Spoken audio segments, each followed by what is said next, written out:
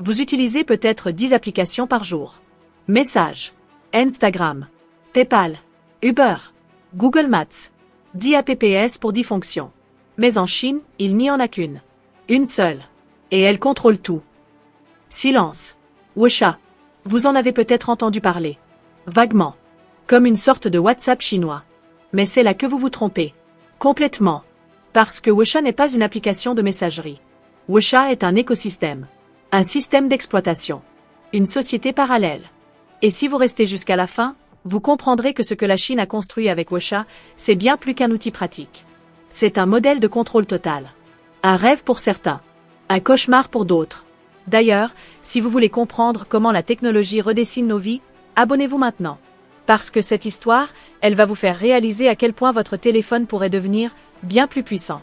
Ou bien plus dangereux. 2011 Shenzhen, Chine.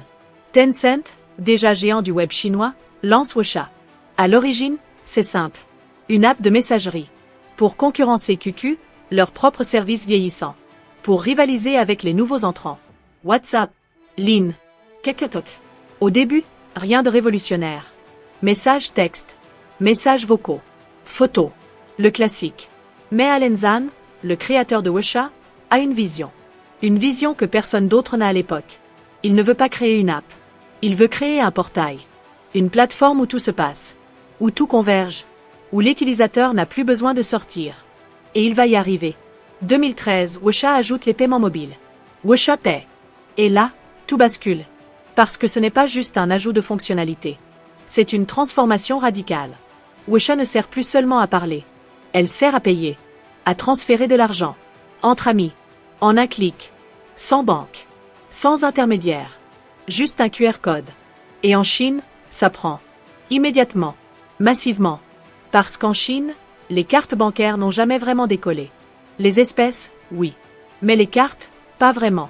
Alors quand WeChat propose une alternative numérique, simple, instantanée, le pays entier bascule. En quelques mois, des millions de Chinois utilisent WeChat Pay. Pour tout. Le café. Le taxi. Le restaurant. Le marché. Les vendeurs de rue acceptent WeChat. Les grands magasins acceptent WeChat. Tout le monde accepte WeChat. Et WeChat devient indispensable. Mais ce n'est que le début. 2014, WeChat lance les mini-programmes. Les mini-programmes. Et c'est un coup de génie. Les mini-programmes, ce sont des applications dans l'application. Des services entiers, accessibles sans téléchargement. Sans installation. Juste en scannant un QR code ou en cherchant dans WeChat. Vous voulez commander un taxi? Mini-programme. Réserver un restaurant? Mini-programme. Acheter des billets de train? Mini-programme. Prendre rendez-vous chez le médecin? Mini-programme. Payer vos factures d'électricité? Mini-programme. Tout. Absolument tout. Dans WeChat. Et ce qui est brillant, c'est que WeChat ne développe pas ses services elle-même. Elle ouvre sa plateforme. Elle laisse les entreprises créer leurs propres mini-programmes. Et les entreprises se ruent. Parce qu'être sur WeChat, c'est être là où sont les utilisateurs. Tous les utilisateurs.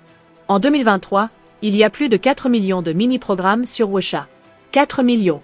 Couvrant absolument tous les aspects de la vie. Et les Chinois n'ont plus besoin de sortir de WeChat. Pour rien. Ils se réveillent. Vérifient leurs messages. Commandent leur petit déjeuner. Paient avec WeChat. Appellent un taxi avec WeChat. Lisent les news dans WeChat. Regardent des vidéos dans WeChat. Réservent un billet de cinéma dans WeChat. Paient avec WeChat. Rentrent.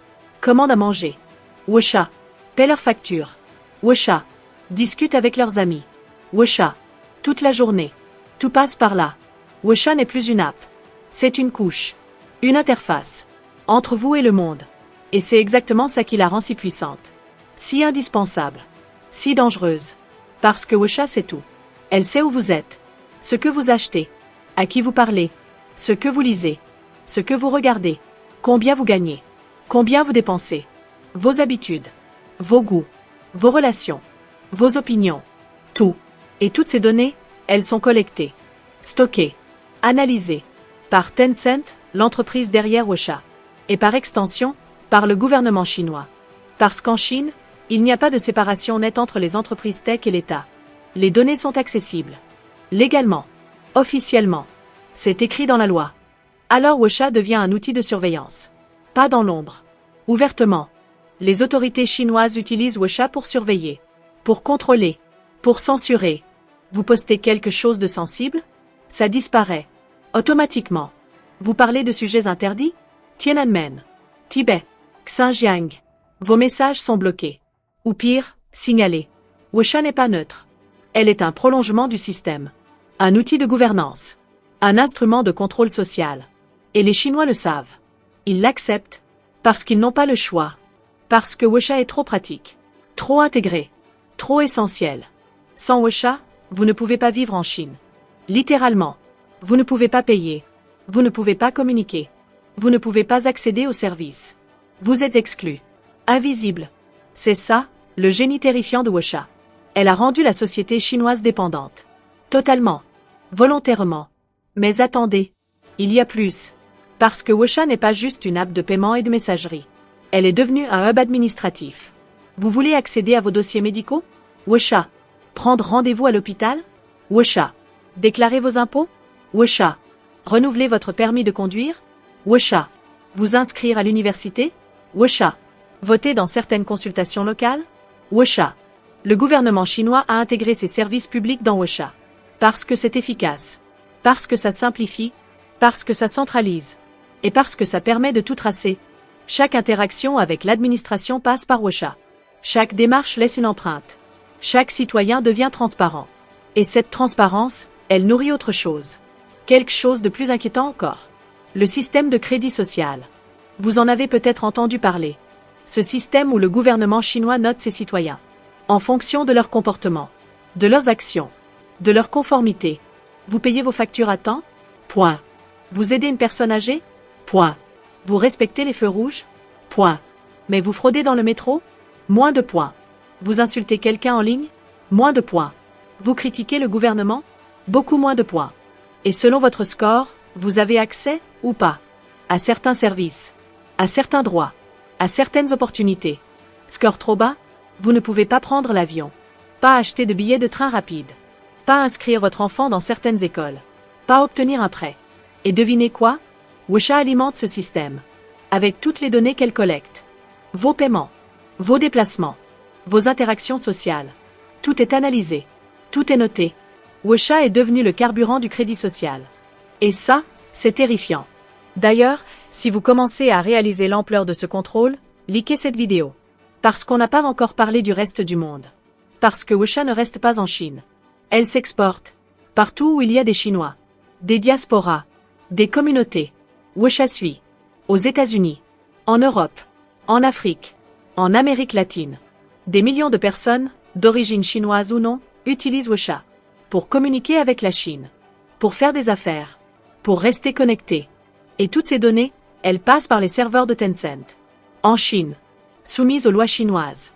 Ce qui veut dire que le gouvernement chinois peut, théoriquement, accéder aux conversations de millions de personnes hors de Chine. Leurs contacts. Leurs transactions. Leurs opinions. Et ça pose un problème. Géopolitique. Énorme. Les États-Unis l'ont compris. En 2020, Trump a tenté d'interdire WeChat sur le territoire américain. Sous prétexte de sécurité nationale. De protection des données. De souveraineté. L'interdiction n'a jamais vraiment abouti. Trop compliqué. Trop de résistance. Trop de lobbying. Mais le signal était clair, WeChat est perçu comme une menace. Et ce n'est pas délirant. Parce que WeChat, ce n'est pas juste une app. C'est un outil d'influence. Un vecteur de soft power. Un moyen pour la Chine de rester connectée à sa diaspora. De contrôler le récit. De surveiller, même à distance. Et les autres pays commencent à s'en inquiéter. L'Inde a interdit WeChat en 2020. L'Australie y réfléchit. L'Europe surveille. Parce que WeChat représente un modèle. Un modèle que beaucoup trouvent attrayant. Et dangereux. Attrayant, parce que c'est efficace. Pratique. Tout en un. Imaginez une seule app pour tout faire. Plus besoin de jongler entre 10 services. Plus besoin de se souvenir de 10 mots de passe. Tout centralisé. Tout fluide. C'est le rêve de l'utilisateur. Et le rêve de certaines entreprises. Facebook a essayé. Avec son projet de super app. Google aussi. Amazon également. Tous veulent devenir le WeChat de l'Occident. Parce qu'ils ont compris. Celui qui contrôle la plateforme contrôle l'utilisateur. Contrôle les données. Contrôle l'économie. Mais en Occident, ça ne marche pas. Pas encore. Parce qu'il y a des régulations. Des lois sur la vie privée. Le RGPD en Europe. Des résistances culturelles. Une méfiance envers la centralisation. En Chine, cette méfiance n'existe pas. Ou elle est étouffée. Alors WeChat prospère. En 2023, WeChat compte 1,3 milliard d'utilisateurs actifs. 1,3 milliard. Plus que la population de l'Inde. Presque autant que celle de la Chine. Et chacun de ces utilisateurs passe en moyenne 2 heures par jour sur WeChat. 2 heures. Sur une seule app. C'est vertigineux. Et c'est rentable. Très rentable. WeChat génère des dizaines de milliards de dollars de revenus par an. Par la publicité. Par les commissions sur les paiements. Par les mini-programmes. Par les jeux intégrés. Partout. Tencent, l'entreprise mère, est devenue une des plus puissantes au monde. Valorisée à plus de 400 milliards de dollars. Grâce, en grande partie, à WeChat. Mais au-delà de l'argent, il y a le pouvoir. Le pouvoir d'influencer, de surveiller, de contrôler, de façonner une société. Et c'est exactement ce que WeChat fait. Elle façonne la société chinoise.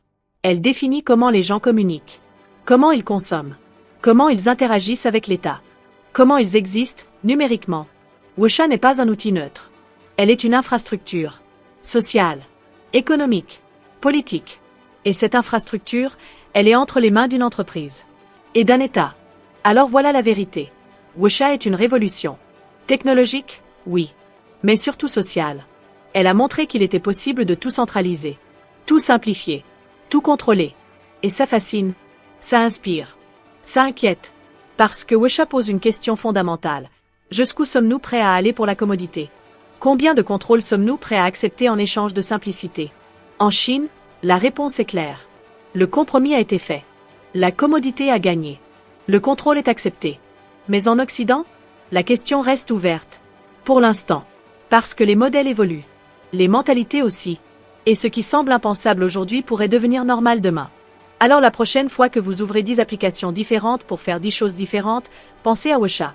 Pensez à ce qu'elle représente. Pensez à ce qu'elle permet. Et à ce qu'elle coûte. Si cette vidéo vous a fait réfléchir sur le prix de la commodité, abonnez-vous. Partagez. Parce que ce débat, il ne fait que commencer. Et WeChat n'est que le début. Le début d'un monde où tout est intégré. Tout est surveillé. Tout est contrôlé. Un monde où une seule app remplace tout.